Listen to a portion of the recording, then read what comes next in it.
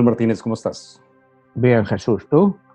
Muy bien, aquí analizando la turbulencia económica que se está dando en estos días, el impacto que está teniendo en todos los diferentes niveles de, bueno, pues de este país y del mundo. ¿Qué nos puedes decir, Manuel, de todo esto? ¿Qué hay detrás de esa turbulencia? Bueno, pues mira, detrás de toda esa turbulencia hay muchas cosas, ¿no? No podríamos decir que es solo una cosa, ¿no? Hemos empezado esta semana con el problema de Evergrande. Para nuestros espectadores, los que no sepan bien lo que es Evergrande, es la compañía de real estate más grande de China. Este jueves tiene un vencimiento de 2 notas de crédito. La deuda de esta compañía es 300.000 millones de dólares, que es, solo mira el número, es una brutalidad para una sola compañía. Es la compañía de real estate, de bienes raíces más endeudada del mundo, y veremos si el jueves paga o no paga. De momento no ha pagado a los bancos, no ha pagado a los acreedores, no ha pagado a gente que le debe por los servicios.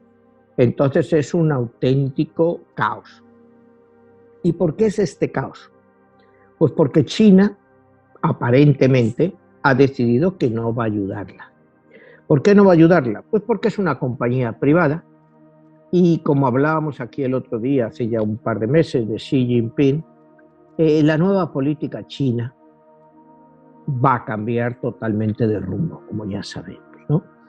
Xi Jinping está harto de estos multimillonarios, gente con 100.000 millones de dólares, 80.000 millones, en un país técnicamente comunista.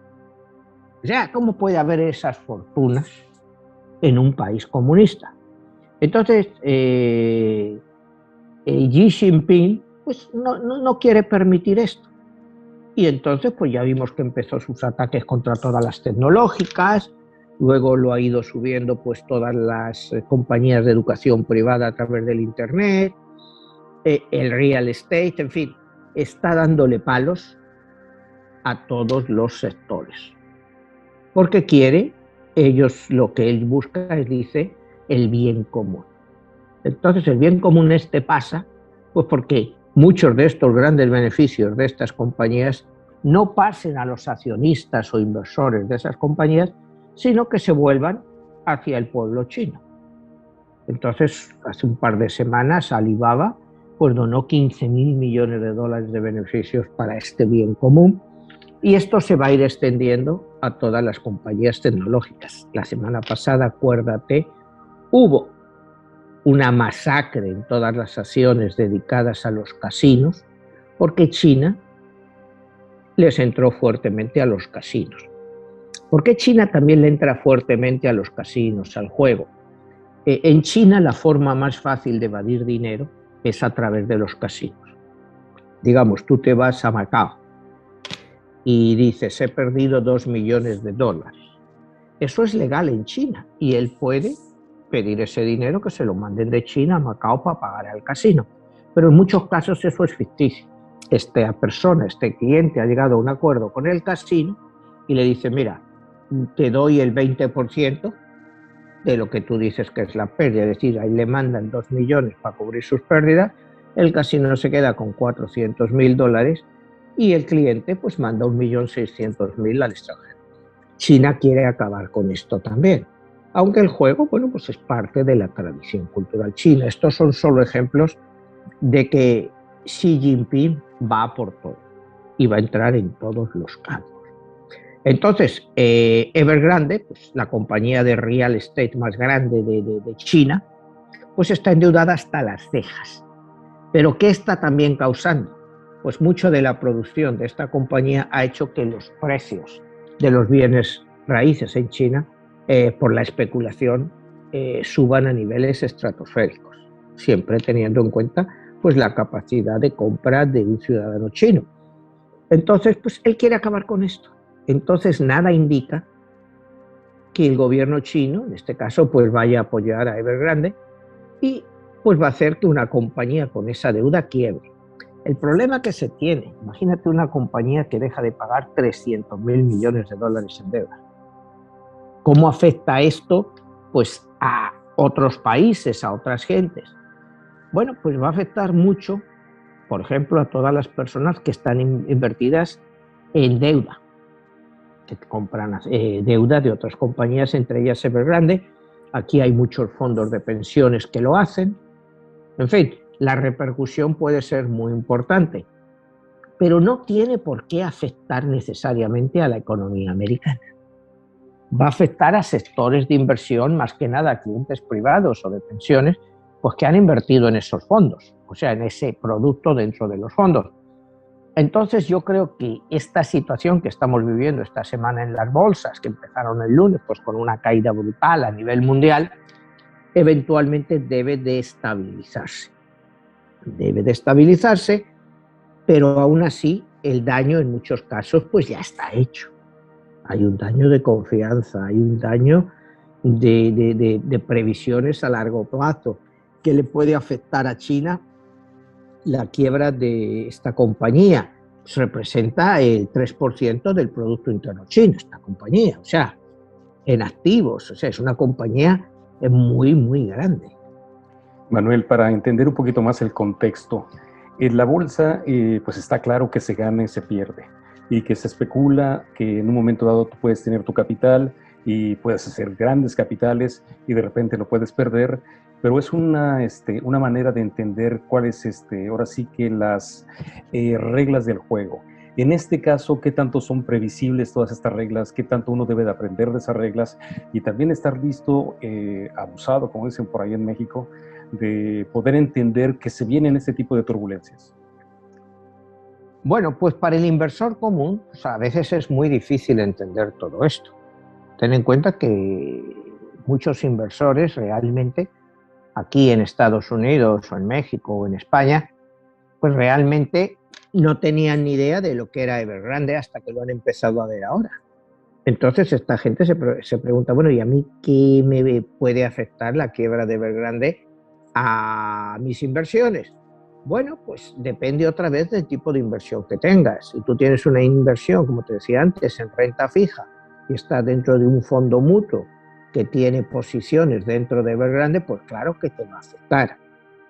A la economía china sí la debe de afectar, sí la debe de afectar, pero acuérdate que China está cambiando radicalmente su política.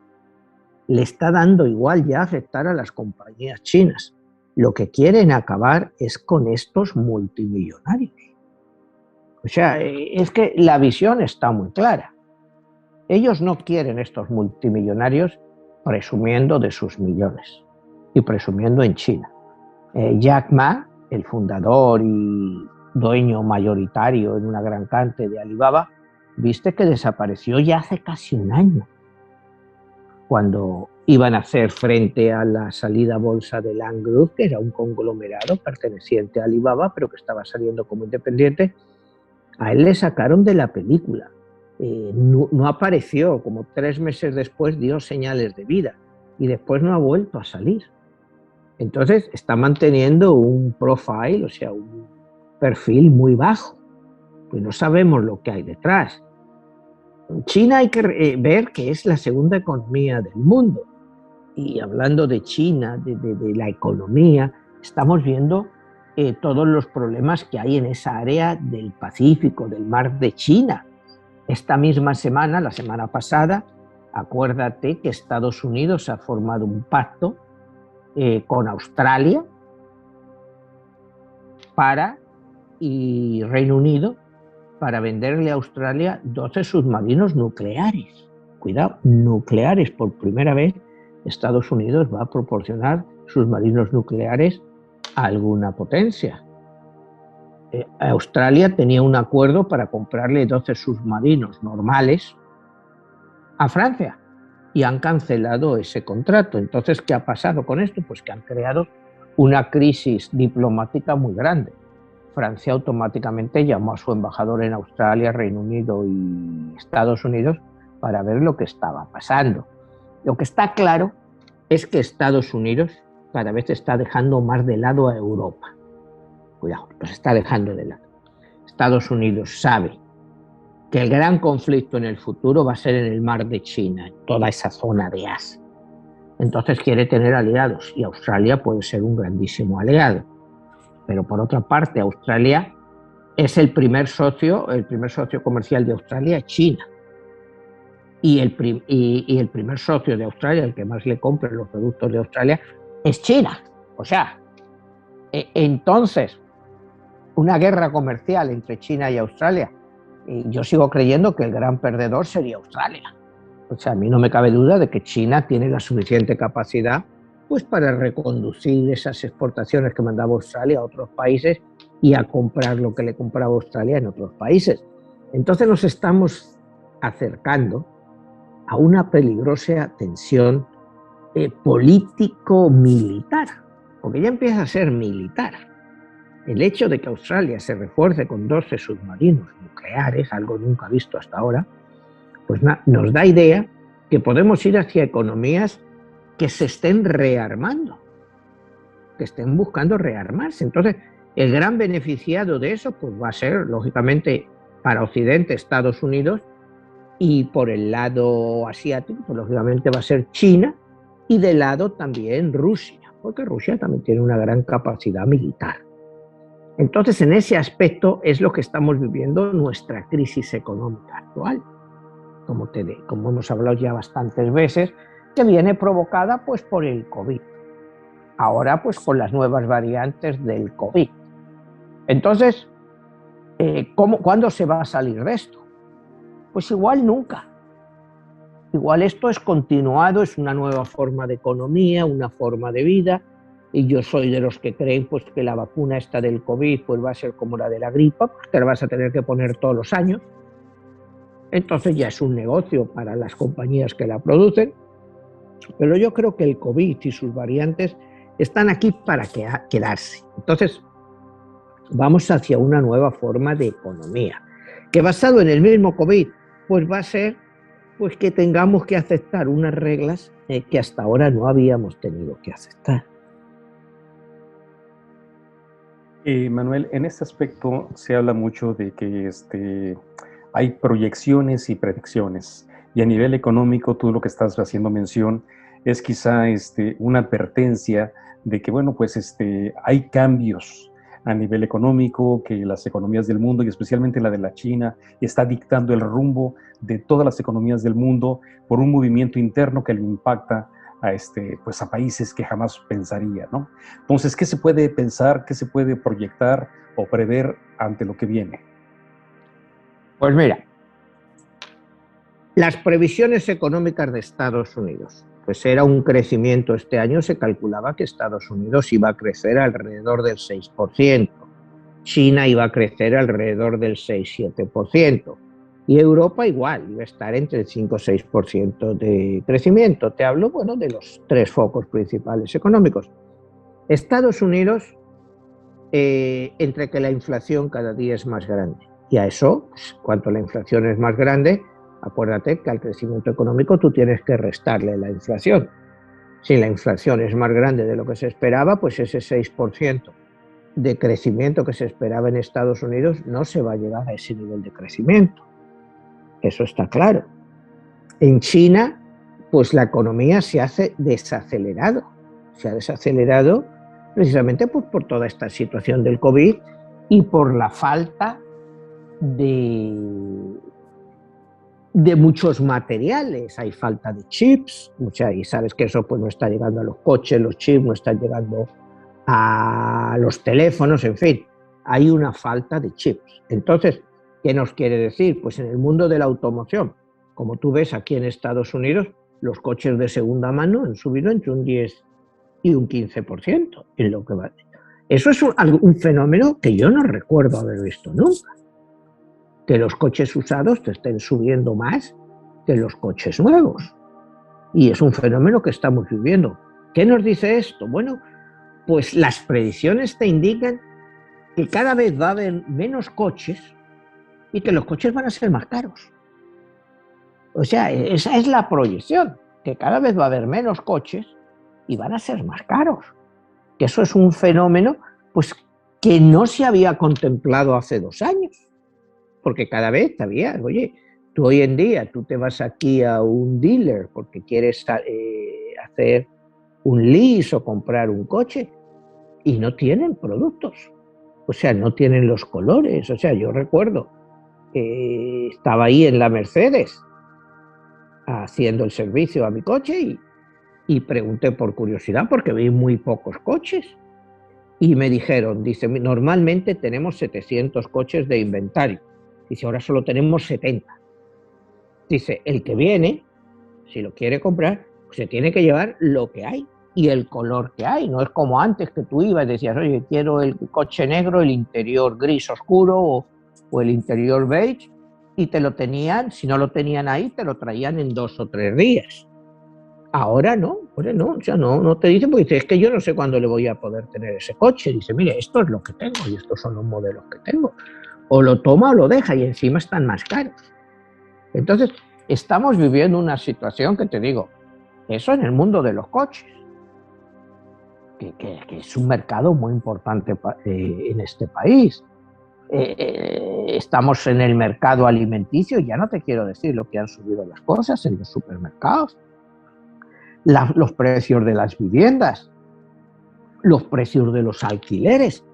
Entonces estamos claramente ante una espiral inflacionista, aunque nos lo quieran ocultar, que nos digan que esto es una situación temporal. Y mira, yo me planteo una cosa, esto de una situación temporal con la inflación. Los restaurantes en Miami te han subido un 25-30% de precio. ¿Quiere decir que si al año que viene la inflación te dicen que está otra vez al 2%, te van a rebajar el precio del restaurante? ¿O ya se va a quedar así? Yo creo que se va a quedar así. Te dicen, de acuerdo, yo con un amigo mío que tiene un restaurante de carnes y me decía, es que la libra de entraña me costaba $7 la libra, ahora me cuesta 14. Dice, yo he tenido que subir los precios. Yo le comentaba, bueno, y si la libra eventualmente vuelve a 7, ¿vas a bajar los precios? Ya, bueno, los precios pues se quedan como están, porque una vez que los suban, lo raro es que los bajes. Entonces nos hemos quedado con una inflación escondida que ya nos afecta a todos los bolsillos. ¿Tú te crees que el precio de los coches, una vez que han subido, van a bajar? Te puede haber de estas ofertas de que te venden, pero no te van a bajar los precios. ¿Tú te crees que los precios de los alquileres te van a bajar? A no ser que haya una masacre en los mercados y la gente no pueda, ¿no? Tiene que venir una crisis, que eventualmente vendrá una crisis de los bienes raíces, porque los precios que están son absolutamente ridículos. Aquí en Miami, ¿cuánto han subido las casas? Estás hablando que en 2 años te han subido un 30 o un 40%, las casas, no los apartamentos, las casas te han subido un 30 o un 40%. En Miami, en una zona mediana hacia abajo, tú ya no te compras una casa por menos de $500,000. Cuando tú lo comparas con lo que gana la gente en la zona, pues están totalmente alejadas del poder adquisitivo de cualquier persona. Entonces, te estoy dando, digamos, una película un poco generalizada de lo que es la economía como estamos, pero que eso aplica prácticamente a todas las zonas. Entonces, esa es la película que hay dentro en estos momentos. Entonces, ¿cómo se sale de eso? Tienes por otra parte, ya bueno, técnicamente las ayudas se han acabado en Estados Unidos para los desempleados, estas ayudas especiales se acabaron ahora a mediados de septiembre. Y sin embargo, pues se dice que hay 20 millones de trabajos abiertos en Estados Unidos y solo 10 millones de personas desempleadas, o sea, que hay mucha más oferta de trabajo que gente disponible a trabajar. Por otra parte, la semana pasada vi una estadística que me impresionó, y es que en este país hay como 30 millones de personas que no trabajan porque no quieren. Y entonces el artículo se preguntaba, bueno, ¿y de qué vive toda esta gente? Entonces estamos entrando a una espiral dentro de la economía que va a empujar todo hacia arriba, los precios de todo, los precios de los salarios hacia arriba. El ejemplo antes que te daba de la carne, ¿por qué la carne ha subido tantísimo? Bueno, pues porque la gente que trabajaba en los mataderos pagándoles 15, 16 dólares la hora, pues no va a trabajar. Si le estaban pagando 15 dólares la hora, que es lo que equivale por quedarte en casa, ¿quién va a ir a cortar carne de vaca y todo eso? Que es un trabajo durísimo. Por el mismo precio, pues nada, pues entonces ¿qué pasa? Pues que no hay suficiente producción y los precios tienen que subir. Entonces, ya a este punto, ¿cómo puedes conseguir salir de esa situación en que prácticamente a nadie le interesa trabajar? O sea, consideran que les pagan muy poco, o sea, que es humanamente aceptable. Y dices, pues yo no voy a trabajar para eso.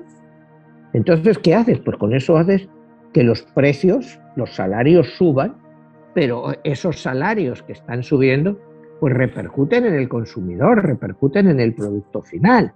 Si tú a un trabajador que mataba vacas en un matadero le estabas pagando 15 y 16 dólares la hora, le tienes que pagar 20 o 22, eso va a repercutir en el producto final.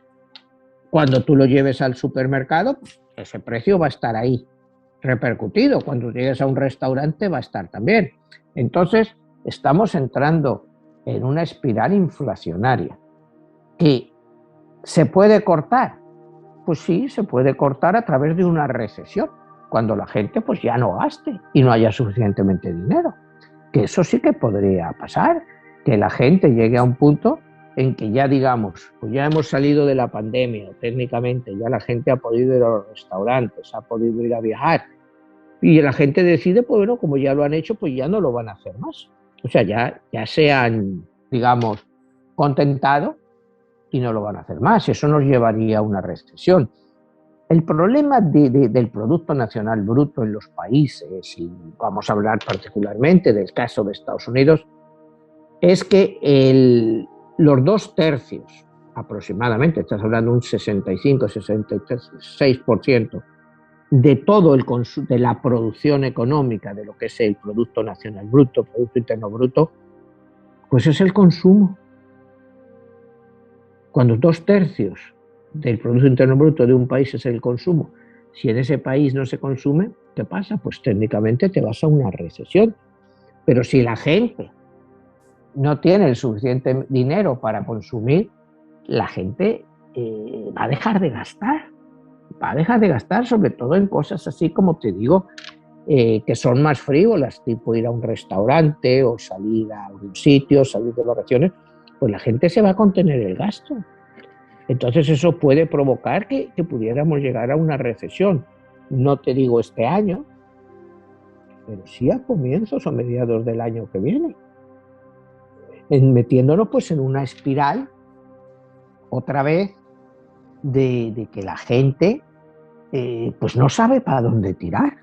Porque cuando tú tienes tu trabajo y digamos, pues la gente cuenta con un salario y cuenta con una cierta cantidad de dinero al mes, pues sabe cómo más o menos controlar su presupuesto. Pero si tú no estás seguro de lo que vas a estar ganando, pues la gente deja de gastar. O sea, es humano.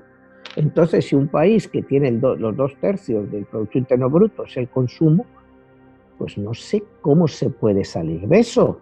Yo espero que no se llegue a esa situación, pero que se podría llegar, se podría llegar. Te digo, a mí veo que este país pues sigue con una gran división política. O sea, cualquier cosa que hace Biden pues automáticamente es fuertemente criticada por los republicanos. Ya como hablábamos el sentido anterior que este país, pues que era bipartidista, pero al presidente se le apoyaba, pues eso ya se ha acabado. Eso ya se ha acabado. Ahora ya aquí la lucha es acabar con Biden a cualquier precio y que no salga adelante su plan económico. Ahí es donde entra la pregunta. En una ocasión hicimos el programa de los Bidenomics, la política económica de Biden. ¿Qué tanto ahorita ha prosperado? ¿En qué fase va? ¿Qué puede venir después de esta turbulencia, de esta crisis, de esta situación en la bolsa? Pues mira, el Bidenomics, pues el Bidenomics sigue ahí. ¿Está funcionando o no? Pues es muy pronto para saberlo, ¿no? O sea, se han aprobado 3,4 trillones para gastar en infraestructuras y diferentes cosas, educación y otras cosas. El Congreso pues es incapaz de sacarlo adelante, entre unas cosas y otras, no lo sacan adelante. Y es otra vez volver a lo mismo, es meter muchísimo dinero en la economía. ¿Es beneficioso para la economía? Bueno, pues todo lo que es gasto y que entra dinero, pues lógicamente pues debe de generar crecimiento. El problema es el precio que se va a pagar más adelante con esa enorme deuda que, como te he dicho otras veces, este país tiene una gran ventaja sobre todos los demás y es que tiene el dólar. Entonces, pues cualquier deuda que este país tenga, pues le da igual, porque la deuda es en dólares. Entonces nunca va a dejar de pagarla. Porque la deuda, bueno, está ahí. El gobierno tiene acceso a todos los dólares que quiera, aunque le permita el Congreso. Pero tú sabes que eso, pues es un asunto que todos los políticos de una forma u otra acaban llegando a un acuerdo, porque a todos les interesa pues que haya más gasto, que haya más donde meter la mano. Bueno, ¿a qué nos vamos a engañar? Mientras más dinero sueltas, pues más dinero puedes enganchar. Entonces eso está claro. Lo que venga en futuras generaciones, pues yo creo que a esta gente pues le da igual. Son todos unos cínicos, hablan mucho, ¿no? Que nuestras futuras generaciones, que lo que les vamos a dejar. Y bueno, pero ellos te pasan su presupuesto, te pasan sus gastos, y bueno, el que venga detrás que arree. Yo es lo que veo en todo esto, ¿no? Que es tira para adelante mientras aguante, ¿no? Hasta que esto ya no dé más de sí. Y entonces el problema viene en ver cuando todo esto ya no da más de sí y explota. Pero que es muy difícil saberlo, pero que tiene que venir, pues eventualmente vendrá. Yo te digo ahora mismo, aquí tiene que venir una crisis de los bienes inmobiliarios brutal, porque lo que te comentaba hace un momento, los precios no tienen sentido para lo que gana la gente. Entonces, bueno, pues ¿por cuánto tiempo tú puedes mantener esta situación? Si la mantienes, pues con tipos de interés prácticamente a cero, con hipotecas al 2%, 2,25, que prácticamente la gente lo único que hace es paga intereses, pero ahí se acumula un capital brutal, pues que van a pagar a 30 años. Entonces, tampoco les preocupa mucho eso a los políticos, ¿no? Imagínate lo que a mí me importa de aquí a 30 años, ¿no? Porque los políticos a nivel mundial, pues solo miran el corto plazo. O sea, solo miran el corto plazo, miran el plazo que va de una elección a otra. O sea, ahora estamos hablando pues que ya dentro de nada, en noviembre, pues hace un año que ganó Biden las elecciones, en 3 años más hay elecciones otra vez. ¿Quién va a ganar? Pues si Biden no logra satisfacer a las necesidades, todo lo que había prometido, pues te va a volver Donald Trump como presidente. O sea, esa es una posibilidad muy real. Porque acuérdate que Donald Trump perdió con 74 millones de votos. Yo en las nuevas elecciones, dentro de 3 años, yo no veo a los demócratas salir en masa.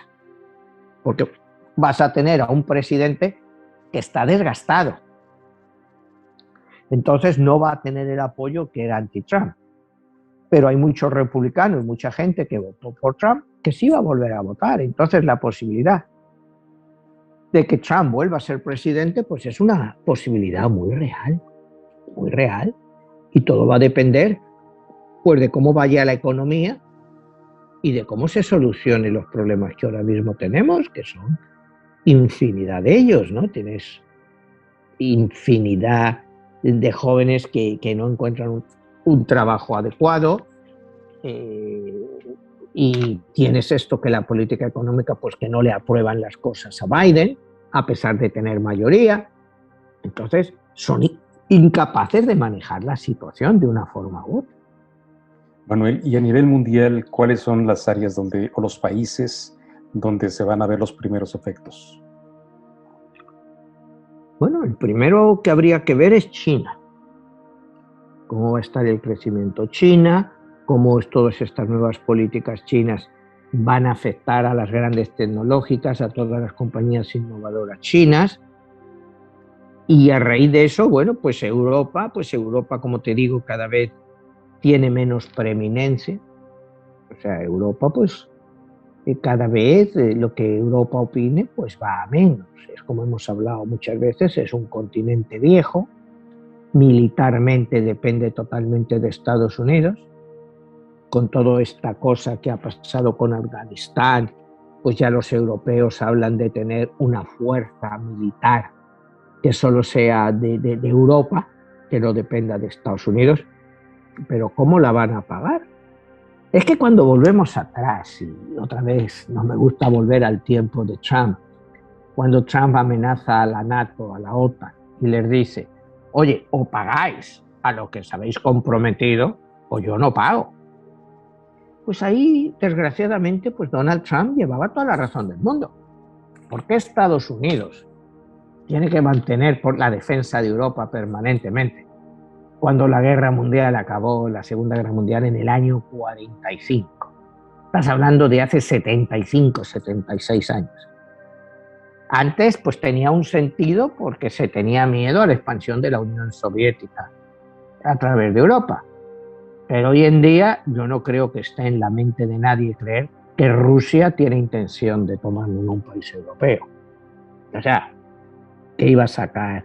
Rusia es el país en extensión más grande del mundo. No necesita más territorio. Y solo tiene una población de 144, 145 millones de habitantes. Rusia no necesita más tierra, no necesita más países. Rusia lo que necesita es arreglarse internamente y tratar de mejorar la vida de sus países. Esta semana, el domingo, ¿no?, se celebraron las elecciones en Rusia y otra vez, pues, ganó Putin. ¿Te acuerdas que aquí hablamos en nuestro programa de Putin? Pues con una mayoría absoluta. Se le acusa, pues otra vez como siempre, pues de que han hecho trampa, que la oposición. Pero esa ya es una cantinela que ya la conocemos.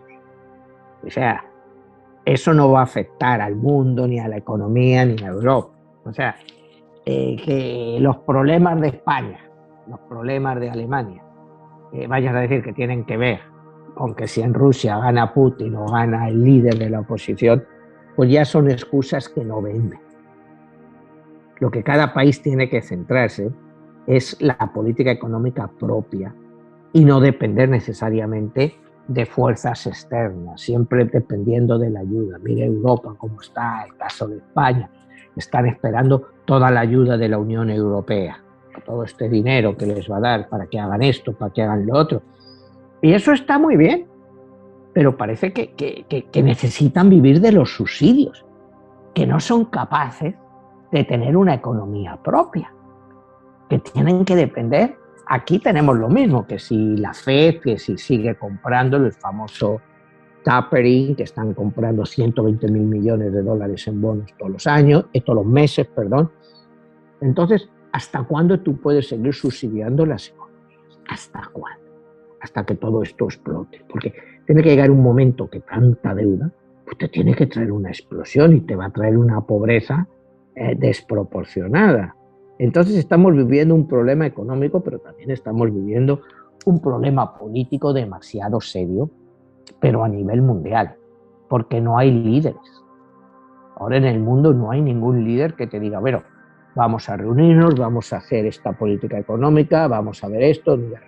No, ahora mismo todo es pues arrogancia, que yo hago esto, yo hago lo otro, y nadie se preocupa. Todos los países, hablas de la Unión Europea, pues a cada país de la Unión Europea, de los 27 miembros que son, en el fondo lo único que les interesa es su propio país, pero que es lógico. Pero esos propios países, muy pocos de ellos son capaces de dar la cara y de sacar adelante, quitando a Alemania, que es el país más serio que hay en Europa. Los demás, otros más pequeños como Holanda, Pero vete al sur de Europa, vete a Francia, vete a Italia, vete a España, vete a Portugal. Yo lo único que buscan es, oye, dame algunos subsidios aquí que tengo que seguir dándoles dinero a mis desempleados para que me voten. Entonces, cuando tú miras ese esquema, ¿qué puedes esperar? O sea, ¿qué puedes esperar? Es muy complicada la situación económica por eso, porque las economías se han acostumbrado a vivir de los subsidios, a que la gente cada vez trabaje menos, que si la gente que se habla jornadas de 4 días a la semana cobrando lo mismo. Pero bueno, o sea, si vas a trabajar 4 días te tendrán que pagar menos porque trabajas, si quieres descansar más, pero no, la gente quiere trabajar menos y cobrar más. Entonces, históricamente sabemos pues que eso es imposible. Te tiene que llegar un punto en que eso no se pueda controlar más y te estalle. Entonces, ¿quiénes van a pagar? Pues lógicamente siempre los más pobres y las clases medias, porque el que tiene dinero no le va a afectar, se va a proteger. El que tiene un salario y el salario se le deteriora un 30 o un 40% por la inflación, por 50 historias, esa persona sí lo va a pagar. No lo va a pagar él, lo va a pagar su familia, lo van a pagar sus hijos. Entonces, estamos en una situación o que se hace algo serio de verdad, o esto eventualmente va a explotar. Va a explotar. El COVID no ha sido más que la punta del iceberg de todo esto que ya estaba pasando. Y ese nivel de la proyección, ¿hasta dónde puede verse todo esto magnificado? El peor escenario que pudiéramos pensar que pueda venir. Bueno, el peor escenario que pudiéramos venir es una recesión a nivel global provocada pues, por la caída de los bienes raíces, por un desempleo brutal al haber falta de consumo. Entonces se pueden juntar varias premisas que te lleven a una situación catastrófica. Ahora mismo yo no veo esa situación a la vuelta de la esquina, pero te digo, se están poniendo los cimientos para que eso pase. Está todo, que si el COVID, que si esto, que el otro, que... Bueno, sí, el COVID, ahí sigue, está la variante Delta, pero bueno, y si la gente no se quiere vacunar, ¿qué haces? Pues no te quedaría otra a un gobierno fuerte que decir, pues todo el mundo, el que no esté vacunado, pues no tiene acceso a nada. El que vaya aquí en Estados Unidos a que le atiendan de COVID si no está vacunado, oye, le cuesta al gobierno $50.000 un tratamiento. Que esos $50.000 pues las pagan todas las personas que pagan impuestos. ¿Por qué hay que hacer eso? O sea, yo puedo entender que tú no te vacunes en México, pues porque no te ha llegado la vacuna, o en Argentina, o en Venezuela. Pero que no se vacunen en Estados Unidos, me parece una aberración y una falta de respeto hacia la gente que se estropeen vacunas, porque se han caducado cuando hay miles de millones de personas en el mundo. Entonces, como te digo, vivimos en una situación de un egoísmo colectivo a nivel de países. Hablar de libertad. ¿Pero qué libertad es no vacunarte? O sea, ¿es tu libertad que tú vas y me lo pegas a mí? ¿Eso es libertad? ¿Qué tipo de libertad es esa con todas estas teorías de la conspiración? Que si te pones la vacuna te meten un chip. ¿Pero cómo te van a meter un chip con una jeringuilla? ¿Por dónde sale el chip? O sea, es que son cosas que no sé, que es que cualquier persona con 2 dedos de frente dice, pero bueno, ¿de qué hablan? ¿Cómo la gente se puede creer esto? Que si te crea impotencia. Pues no sé, eventualmente yo sigo creyendo que en 40, 50 años o menos, pues habrá una pandemia que deje a la gente impotente para acabar con la gran población que hay en el mundo. Y la única solución será eso, a través de la impotencia y de la infertilidad, que eventualmente llegaremos a eso. O sea, no es ciencia ficción. Acuérdate en el libro este de Dan Brown, que se planean eso, ¿no? Que están tirando pues esa veneno en el agua ahí en Estambul para que se vaya por todas las aguas y que eventualmente a la gente pues cree impotencia e infertilidad. Pues que se llegará a eso eventualmente. Pues sí, Pero yo no sé, yo igual tú estás por aquí cuando eso llega, yo no creo que esté ya por aquí, ¿no? Entonces, que tienen que buscar soluciones de ese tipo. Pues sí, porque el calentamiento global está ahí, la población mundial es excesiva, hay demasiada miseria, pero aún gente que vive en la miseria, pues quiere seguir viviendo. O sea, ¿quiénes somos nosotros para decir que una persona miserable pues no tiene derecho a vivir? ¿Por qué no? O sea, pero esa miseria genera más miseria. Entonces, pues estamos entrando en un mundo de una población que estamos cerca ya de los 8.000 millones de personas, con una gran parte de la población que vive en miseria.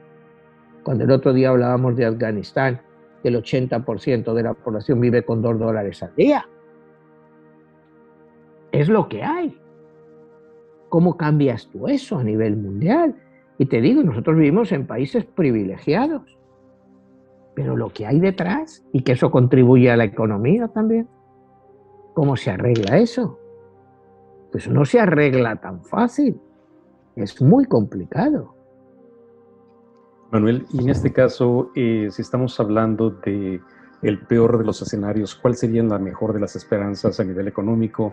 ¿Por dónde pudiéramos ver indicios de que esto, bueno, pueda tener un repunte, que se pueda recuperar la economía y, bueno, de lo perdido, lo recuperado? Pues mira, sería decirte pues las cosas básicas que te dice cualquier analista. Lo primero es acabar o controlar el COVID, que el tráfico aéreo y el tráfico comercial se recuperen a niveles normales antes del COVID. Pero otro fenómeno que se ha producido es el coste del transporte de mercancías. Se ha triplicado o cuadruplicado en algunos casos. No hay contenedores, el precio de los contenedores creo que se ha multiplicado por 6. Entonces todo eso es otra vez volver a lo que hablábamos antes, de que es inflacionario. Todos estos detalles pues son inflacionarios. La falta de productos. Entonces, ¿qué pasa? Bueno, pues que al no haber productos, los que hay son más caros. Se habla de que este año para la Navidad pues van a faltar un montón de cosas, muchos productos que estaban, que la gente contaba con ellos y que no va a haber este año. Es volver otra vez a lo que te decía antes de los coches, ¿verdad? Si no hay suficiente producción de coches, no hay coches para vender, aunque tú lo quieras cambiar. Entonces, pues lo que está haciendo gente, pues como no tienen el coche que quieren, se estaban comprando un coche de segunda mano mientras les llegaba su coche. Otros es, bueno, con esto de la pandemia yo ya no voy a utilizar tanto el coche, ¿para qué me voy a comprar un coche nuevo? Me compro un coche usado. Entonces, pues hace que esos coches suban, hace que los nuevos que van a venir suban también, porque si un coche usado pues te ha subido un 10%, pues en cierto modo tiene que mantener la proporción con un coche nuevo. Entonces el coche nuevo pues te va a subir en la misma proporción. Como te hablábamos antes de las casas, o sea, pues todo tiende a subir, a subir, a subir. ¿Cómo acabas con estas subidas? Bueno, pues con una recesión. Cuando la gente no tenga trabajo no va a poder comprar, no va a poder pagar las hipotecas de sus casas. Y como pasó en el año 2008, ¿que podemos llegar a eso? Por supuesto que podemos llegar. ¿Que esperemos que no? Pues esperemos que no. Pero todo lo que nos están poniendo son parches. Y parches, y parches, y un parche aquí, un parche allá. Cuando sabemos que el problema es mucho más serio que eso. El problema es que a la gente se le han generado unas expectativas, a nivel global te hablo, pues que no son reales. Que no son reales. Europa no puede vivir como vive a base de subsidiar a poblaciones desempleadas y que la gente, pues hay que subir esto, hay que subir lo otro. ¿Y quién paga por eso? La Unión Europea. ¿Por cuánto tiempo la Unión Europea puede seguir pagando por todo eso? Aquí en Estados Unidos. Y te digo, y este país es el que mejor lo tiene, porque la FED puede seguir inyectando dinero mientras quiera. Mientras el dólar esté ahí como moneda de cambio, ahí no hay problema de que dejen de pagar. Entonces pueden seguir inflando la economía. Pero eventualmente, pues, es una burbuja que tiene que estallar.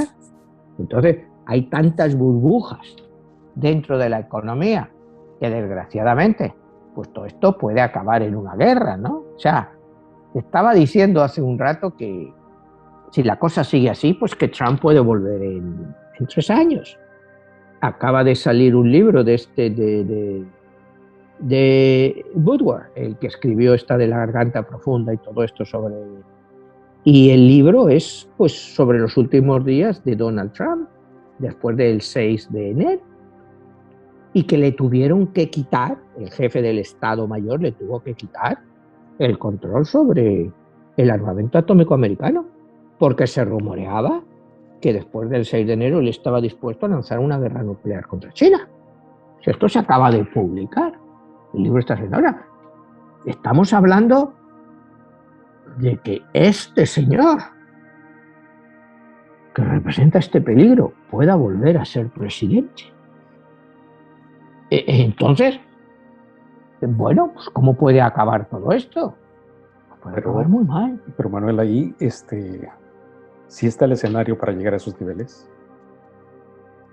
¿A qué nivel? ¿A que Trump pueda volver a ser presidente? Una, y dos, a que nos metamos en unas guerras. Sí. ¿Y si es la guerra la solución? La guerra es la destrucción. Pero acuérdate que después de esa destrucción viene la reconstrucción, como en todas las guerras. Entonces, la guerra, por supuesto, nunca ha sido una solución, pero ha sido la solución más buscada pues, por una gran parte de los gobernantes. ¿Que puede venirte una guerra? Yo me quedé frío leyendo parte del libro este de Woodward. O sea, diciendo, pero ¿esto es cierto o es imaginario? Y está corroborado pues con una entrevista a Nancy Pelosi, que habló con ella el jefe del Estado Mayor, diciendo, no, es que esté. Y de la noche a la mañana, imagínate que nos hubiéramos visto en un conflicto nuclear con China. O sea, tú y yo no estaríamos hablando ahora aquí. Entonces, claro que puede pasar en cualquier momento.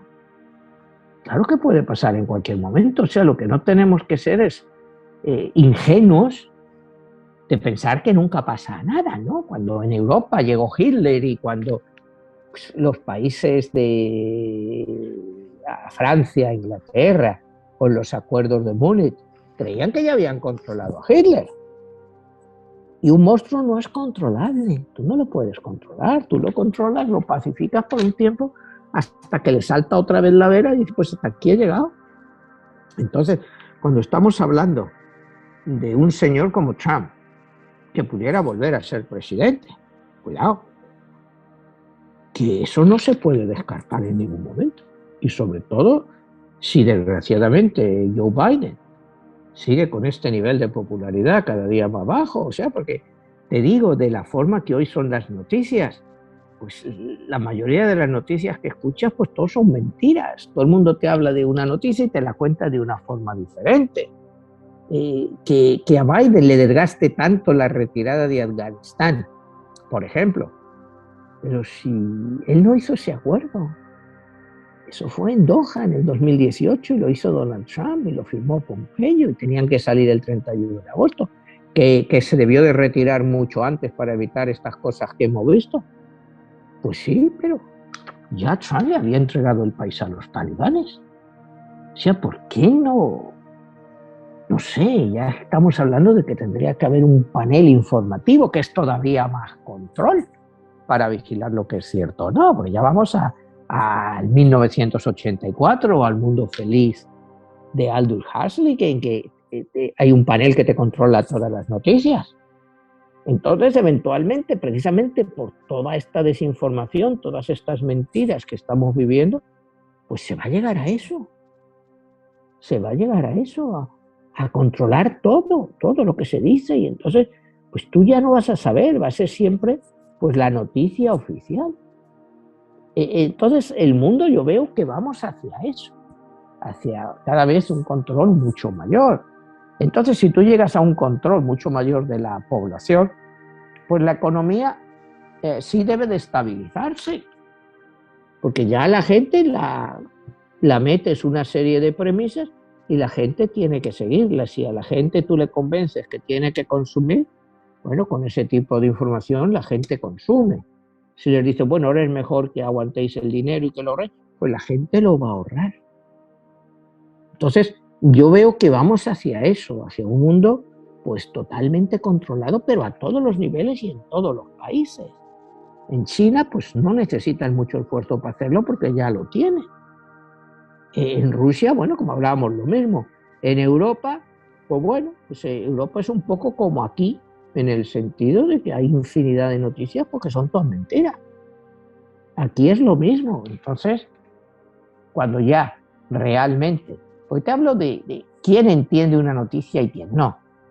O sea, si tú eres una persona pues que vive la economía y eso, que tú sabes cuando te están dando una noticia que es real o es falsa, pero la persona que está escuchando Fox o CBS o CNN, ¿qué sabe si la noticia es realmente que la economía está yendo muy bien o muy mal?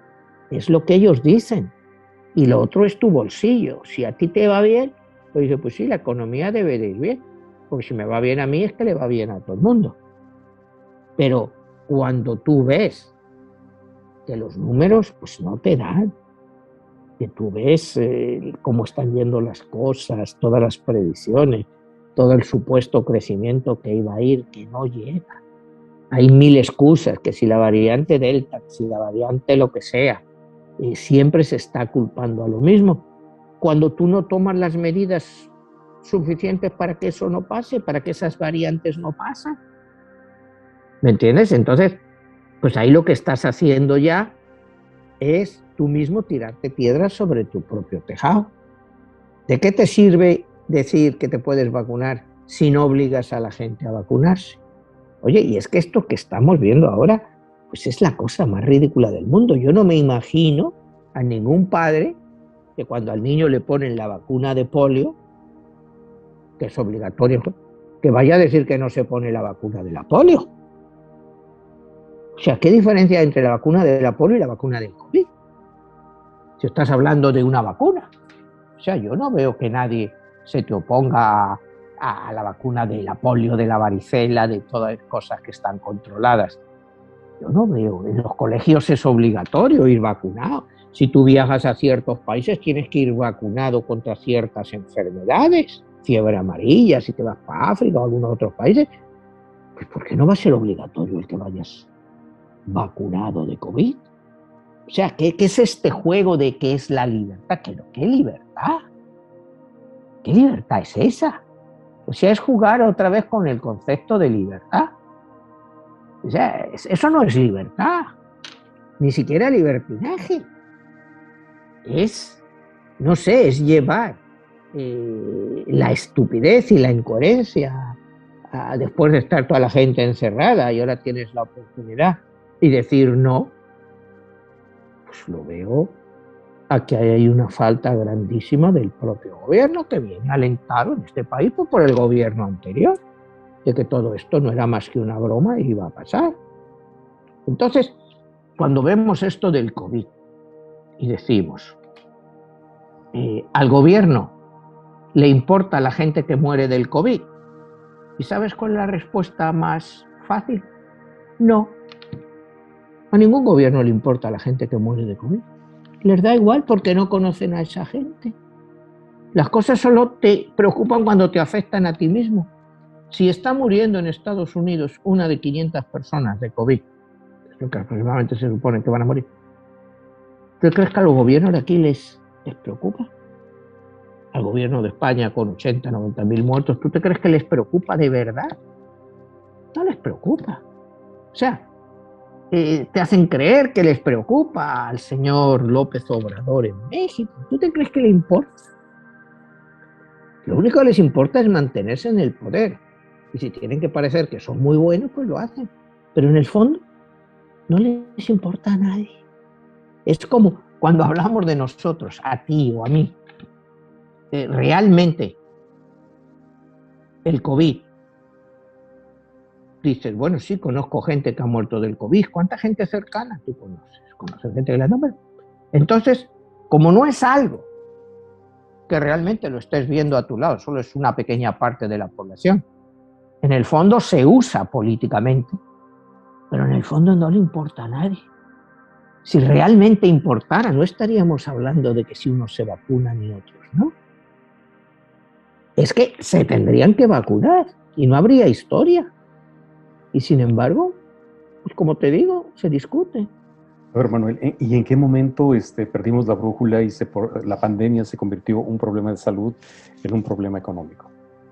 Pues desde el primer momento, Jesús, desde el primer momento, un problema puramente medicinal o de salud, como fue, y que no había suficientes, la gente en los países no estaban preparados para atender una cantidad de personas contagiadas de esa magnitud, pues ya desde el primer momento se perdió la brújula. Ya desde el primer momento se perdió la brújula. Y claro, al no tener un antídoto contra esa medicina, era el pánico de que toda la población pues podía morir de eso. Te ponían por los ejemplos de la gripe española en el año 1918. Eso sí fue un problema muy serio, pero si tú miras la pandemia esta, ¿cuántas personas van a morir en el mundo? 10, 12, 14 millones de personas, 15. ¿Cuántas van a morir? ¿Qué supone eso para la población mundial? Una población que crece en 400.000 personas al día. No representa nada. No representa nada. Entonces, te digo, es muy fácil ir ahí ahora de buena gente, decir, no, es que nosotros desde el primer momento, y yo sigo creyendo, pues lo que era un problema de salud se convirtió en un problema económico y en un experimento. Esto no ha sido más que un experimento al final, de ver por cuánto tiempo nos podían tener encerrados sin que la gente no se echara a la calle. Ha sido un experimento muy grande, el experimento sociológico de enclaustración de las personas más grande que se ha hecho en la historia, porque la gente, recuerdas que aquí hablábamos los insultos que había porque había una persona corriendo y nos vas a matar a todas, bruja, que si tal, ¿no? Unas cosas contra la gente, es ese miedo que te metieron, que nos han metido y que mucha gente no ha salido de él. Pues tú ves que todavía la gente no ha salido de eso. Por eso te digo, la gente se está comprando casas en vez de apartamentos porque saben que puede volver otra en cualquier momento y la gente quiere tener un jardín para poder salir. Entonces, el mal ya está hecho, tanto a la economía como a la psicología de las personas. A las personas tú les has quitado sus ganas de libertad con esto. Porque ya, si te dicen que viene el COVID-23, pues ya van a decir, venga, todos para casa. Y ya toda la gente, todos para casa. Ya han pasado el primer experimento. Si en el primer experimento fueron capaces de tenernos 6 meses encerrados, en el segundo igual son capaces de tenernos 9. Y lo vamos a aceptar. Incluso vas a ver a mucha gente que diga, qué bien hice vendiendo mi apartamento y comprándome una casa. Claro, diciendo, ves como yo ya lo sabía. Entonces, están jugando con nosotros, Jesús. Están jugando con nosotros, pero lo están haciendo de una forma que parece a nivel global, como que hay una especie de ideología en que dicen, bueno, pues ya a la gente hay que quitarles pues ciertas ideas, ciertas ansias y que todo el mundo obedezca a los criterios que nosotros les informemos. Y lo estás viendo a nivel mundial. A nivel mundial, cuando la gente ha empezado a salir y a romper y cosas de estas con lo de la pandemia, pues 6, 7 meses después, cuando la gente ya no aguantaba más, ya te vas dando cuenta de que en muchos casos encerrar a la gente como se hizo no era necesario. No era necesario desactivar la economía como se desactivó. ¿Pero por qué? Bueno, pues te vuelvo a decir lo mismo. Pues porque nuestros gobernantes pues, no estaban acostumbrados a esto. Nunca lo habían vivido, pero imagínate que viviéramos una guerra, como hablábamos antes. Si esta gente ha sido incapaz de responder a una pandemia, imagínate lo que sería una guerra con bombardeos masivos en las ciudades. Es que no me puedo imaginar el escenario con el nivel de incompetencia de toda esta gente. O sea, es que estamos hablando de un mundo que puede ser siniestro. porque no hay líderes, o sea, no hay líderes, pero no hay líderes en ningún país. Entonces, no sé, ¿cómo se va a arreglar todo esto? Pues se va a arreglar, porque todo en este mundo se arregla, pero el mundo va a ir a peor. A mí no me cabe idea, sobre todo lo que es en la cuestión esta de libertades, de eso, y nos van a meter el miedo constantemente. O sea, ya han sabido encontrar nuestro punto. Lo han encontrado. Es el miedo, el pánico. El hecho de que, bueno, yo recuerdo aquí esto, estabas en algún sitio, estabas caminando y oías a alguien toser y salías de ahí disparado. Y dije, bueno, a ver, que me sé. De salir disparado, o sea, es ya pánico, es ver eso, es entrar en un ascensor. No se acerque a mí, no se acerque a mí. Cosas de esas, o sea, yo lo he visto, lo he vivido, yo entro aquí en el edificio mío y decía dos por personas por ascensores, ir a entrar y una señora, no. Bueno, pues habrá que esperar otro ascensor, ¿no? Y a lo mejor era ella la que me lo iba a pegar a mí, no sé si me entiendes. Pero nos han cambiado la mentalidad, Jesús. Nos han cambiado la mentalidad y cualquier historia que nos cuenten mañana nos la vamos a creer y van a hacer lo que quieran con nosotros. Impresionante, Manuel, y pues no nos deja más que invitar a nuestra audiencia a que lean tus libros, vean esa información que bien lo has planteado, 22, la guerra de los dioses, y también que escuchen este programa, que lo pueden escuchar en Spotify, accesar a tu canal en YouTube, Manuel Martínez, y también aquí podemos recibir información en el email, donde te pueden encontrar y contactarte y hacerte todas las observaciones que gusten. Los invitamos a que compartan este programa y que pongan like y bueno, que nos den opiniones de otros programas también que les interese que toquemos estos temas. Gracias, Jesús. Hasta la próxima.